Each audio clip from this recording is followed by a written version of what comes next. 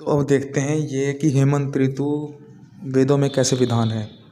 सहश्च हेमंतिका वृतु अग्नेरतश्लेषो असि कल्पेतां द्यावा पृथ्वी कल्पन्तामाप ओषधय कल्पन्तामग्नय पृथक मम ज्येष्ठय स्वता। एक तरह से हमें ये ज्येष्ठ करती है, एक तरह से हमारी वृद्धि करती है, हमारे ऐश्वर्य की वृद्धि करती है। अब बताएंगे कैसे करती है। ये मध्य में स्पर्श है। श्लेषाम कल्पन्ताम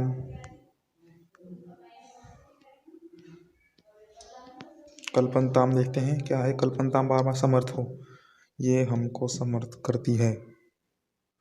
हम समर्थ हो कैसे हो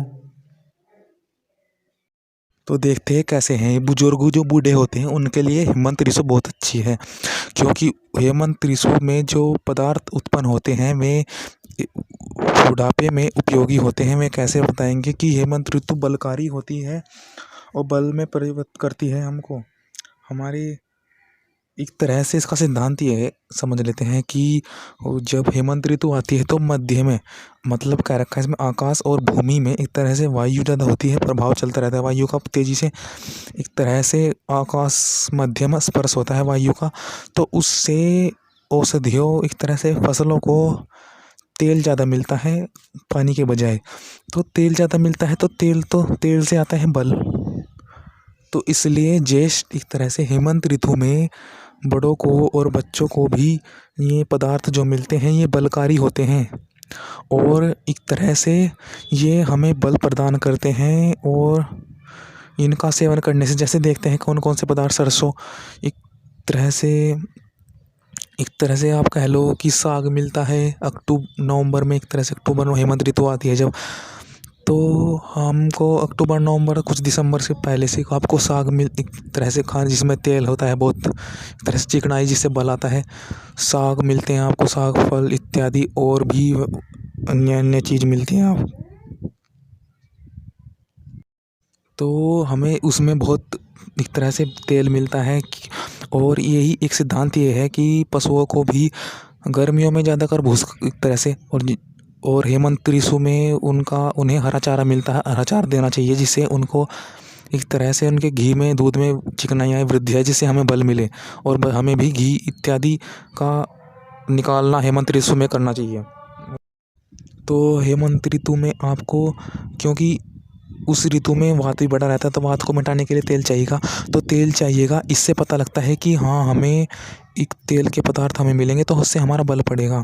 क्योंकि गर्मियों में तो तरह पानी आता है पदार्थों में, एक तरह से ये जो भी फल आते हैं सब्जी आती है इनमें ज़्यादा पानी होता है।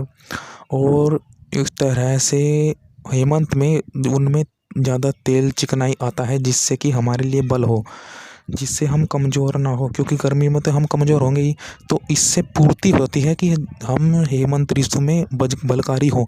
तो हमें गायों को भी चारा डालना चाहिए हरा ज़्यादा, जिससे कि हम दूध में भी दूध निकालें और घी उसमें तो हेमंत ऋतु का घी खाए, इससे बल आएगा और बल से ही हम आगे ईश्वर के प्रति बढ़ेंगे। तो यही था इस मंत्र में कि हेमंत ऋतु में बल है, क्योंकि वायु का कार्य उस समय है कि तेल पदार्थ इस तरह से जल पदार्थ कम हो उनमें एक तरह से फसलों में जल का कम अंश हो, तेल ज़्यादा हो।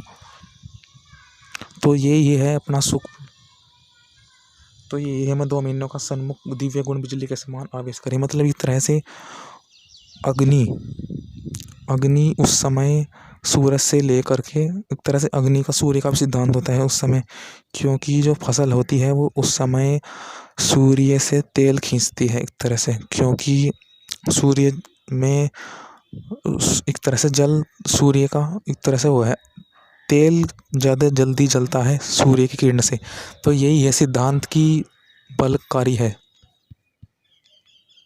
विद्वानों को योग्यता सुख के लिए हेमंत ऋतु पदार्थों का सेवन करें, अवश्य करें, वैसे दूसरों को भी सेवन कराएं।